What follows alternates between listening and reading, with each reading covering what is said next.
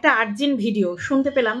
হ্যাঁ, সোনা দিদিভাইয়ের চ্যানেল থেকে শুনতে পেলাম একটা মর্মান্তিক একটা বার্তা, যেটা সুদীপ্ত সরকার, হ্যাঁ সবাই চেনেন, একটা পরিচিত নাম এখন সবার কাছে, কারণ তারও চ্যানেল আছে, তার চ্যানেল থেকে অনেক লাইভ হয়েছে, কন্ট্রোভার্সি হয়েছে, সমস্ত কিছু হয়েছে।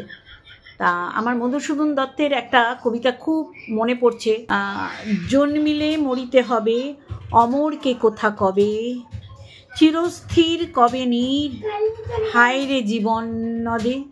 তা শুরু করব, তার আগে ইন্ট্রো দিয়ে দিই। সত্যি মনটা খারাপ, আশা করি সব ভালো থাকবে, সুস্থ স্বাভাবিক থাকবে, মানে ভালো খবর পাবো।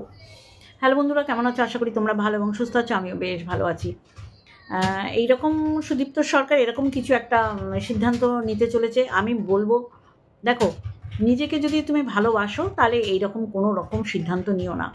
সবচেয়ে বড় কথা, যে তোমাকে জন্ম দিয়েছে তার কষ্টটা তোমার আগে ফিল করা উচিত, তারপরে আর কিছু বলার নেই।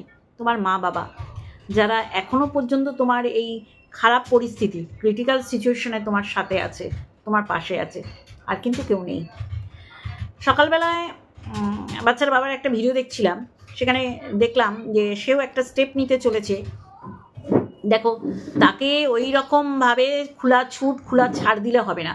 প্রত্যেকটা নরকের কাজকর্ম সে করেছে, আর প্রত্যেকটা নরক যন্ত্রণা শ্বশুর বাড়ির গায়ে লেপে দিয়েছে, কাদা ছিটিয়েছে। তা সেখান থেকে সে পার পেয়ে যাবে। সত্যি করেই অবাক লাগে যে এইভাবে ইলিগালি কাজকর্ম করে আইনের দ্বারস্থ হয়ে শ্বশুর বাড়িকে নগ্ন করার চেষ্টা করেছে সে ডে ওয়ান থেকে। মানে ডোমেস্টিক ভায়োলেন্স থেকে আরম্ভ করে, শ্বশুর শাশুড়িকে নগ্ন করার থেকে আরম্ভ করে বাড়িকে অ্যাটেম্প টু মার্ডার, মানে বুঝতে পারছেন। তারপরে তো রিকভারি যখন করতে এসছে, এখন ভাবি ও রিকভারি করছে, তখনও পর্যন্ত আমরা জানি না সে পরপুরুষের সাথে সংসার বেঁধে ফেলেছে। তাহলে সে বাচ্চা, মানে কি বলবো, মানে কিছু বলার নেই, মানে কিছু বলতে গেলেই মুখ খারাপ বেরোয়। তাহলে সে যখন এখন সত্যি করেই একটা লিগালি স্টেপ নিতে চলেছে, কারণ চুরি ছ্যাঁচড়ামি সে সব করেছে, মানুষকে বলেছে আমি কিছু করিনি, শ্বশুরবাড়ি থেকে বদনামগুলোও তো শ্বশুরবাড়ির সম্পর্কে শ্বশুরবাড়ির প্রত্যেকটা সদস্যদের গায়ে দিয়েছে। সেখান থেকে যদি ভালো রকম স্টেপ নেয়, আমি বলবো ওয়েলকাম। কারণ এই রকম অসভ্যতামি নচল্লা করে বেড়াচ্ছে, আর এখন সবাই জেনে গেছে, যারা যারা ওর কাছের লোক ছিল। হ্যাঁ, কিছু কিছু আছে ওই লেলো বুড়ির মতন, লেলো মাসির মতন, যার লালা এখনও ঝরা কমেনি, নোংরা একটা বদ বেটি, ওর কথা ছাড়ুন। ওকে দিয়ে তো আর সমাজ না, একা নষ্টা মহিলাকে প্রত্যেক সমাজের সবাই মানে ত্যাগ করে, এটা তো জানেন। তাহলে লেলোকে আমাদের কোনো, মানে আমরা কোনো কিছুই মনে করছি না।